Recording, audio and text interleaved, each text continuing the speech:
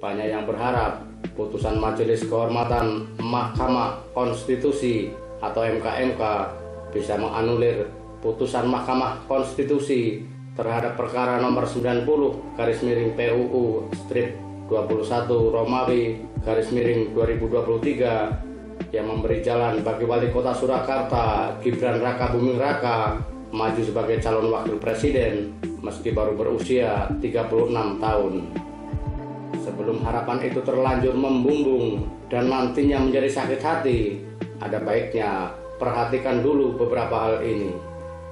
MKMK dibentuk berdasarkan Peraturan MK Nomor 1 Tahun 2023 dengan tujuan untuk menjaga dan menegakkan kehormatan, keluhuran, dan martabat MK, serta menjaga kode etik dan perilaku hakim konstitusi. Lebih spesifik lagi, MKMK dibentuk untuk menilai ada tidaknya pelanggaran kode etik yang dilakukan oleh Majelis Hakim MK dalam memutus perkara nomor 90 yang digugat berbagai kelompok masyarakat. MKMK terdiri dari Ketua Jimli Asidiki dari unsur tokoh masyarakat dan 2 hakim anggota yakni Wahiduddin Adam dari unsur Hakim MK dan Bintan R. Saragih yang mewakili akademisi. Jika melihat tujuan dan lingkup kerja MKMK serta Hakim MKMK yang mengadili gugatan masyarakat, sudah dapat diduga tidak akan ada putusan luar biasa, apalagi melampaui mandat atau kewenangan yang diberikan. Dalam sidang pendahuluan untuk mendengarkan alasan dan dasar gugatan, Binsar Saragih dan Wahiduddin memberi statement yang mengesankan ketidaksetujuannya atas permintaan sejumlah penggugat yang menginginkan agar MKMK membuat terobosan tidak terkungkung oleh PMK nomor 1 tahun 2023. Saragih menyatakan keheranannya karena penggugat mempersoalkan putusan yang melampaui kewenangan atau ultra petita, di mana MK memutus persoalan yang seharusnya menjadi kewenangan pembuat undang-undang atau open legal policy, tetapi justru mendesak MKMK melakukan hal serupa. Ketua MKMK Jimli Asidiki juga langsung menolak dihadirkannya saksi ahli yang diminta Bivitri Susanti, ahli hukum tata negara yang turut menjadi penggugat putusan MK terhadap perkara nomor 90. Salah satu alasannya karena keterbatasan waktu yang tersedia dan para penggugat merupakan ahli hukum tata negara. Dari alasan-alasan di atas, maka putusan MKMK sangat tidak mungkin sampai menyentuh substansi putusan MK terhadap gugatan nomor 90. Dengan demikian, Gibran tetap dapat menjadi peserta Pilpres 2024. Putra sulung Presiden Joko Widodo itu justru akan mendapat legitimasi kuat setelah adanya putusan MKMK.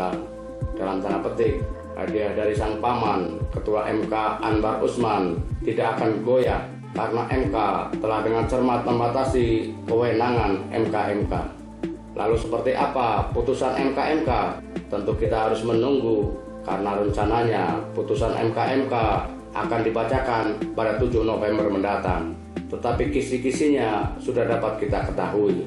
Pertama, MKMK hanya akan menyatakan terdapat pelanggaran etik yang dilakukan Anwar Usman dan merekomendasikan untuk tidak lagi menjadi ketua MK.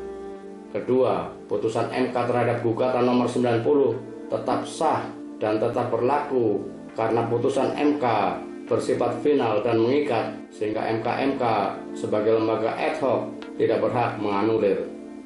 Ketiga, merekomendasikan dibentuknya Dewan Etik agar ada pengawasan melekat pada Hakim MK. Tentu masih terbuka kemungkinan lain, terlebih jika para pelapor bisa meyakinkan sudut pandang Hakim MKMK sesuai aspirasi yang berkembang di tengah masyarakat karena kentalnya nuansa korupsi, kolusi, dan nepotisme atau KKN di balik putusan MK yang diperkarakan, di mana MK yang diharapkan menjadi benteng pelindung konstitusi justru dimanfaatkan untuk melanggengkan kekuasaan. Namun, sekali lagi, putusan Hakim MKMK dipastikan tidak akan keluar dari batasan yang diberikan oleh PMK nomor 1 tahun 2023, sekalipun segudang fakta disodorkan untuk memperkuat argumen para penggugat. Sebabnya tidak lain karena kita merasakan dominannya kekuatan eksekutif, dalam hal ini keluarga, di balik lahirnya putusan MK yang memperbolehkan peserta Pilpres berusia di bawah 40 tahun sepanjang telah atau sedang menjabat sebagai kepala daerah hasil pilkada. Kini yang tersisa hanya kekuatan rakyat untuk merobohkan benteng tirani dan kekuasaan absolut di tangan satu orang, yakni melalui Pilpres 2024. Saatnya kita menjaga amanat reformasi dengan tidak memilih capres-cawapres yang menyuburkan praktik KKN. Kita mendukung lahirnya pemimpin-pemimpin muda yang berprestasi, beretika, dan berpeluh dalam menggapai kesuksesan.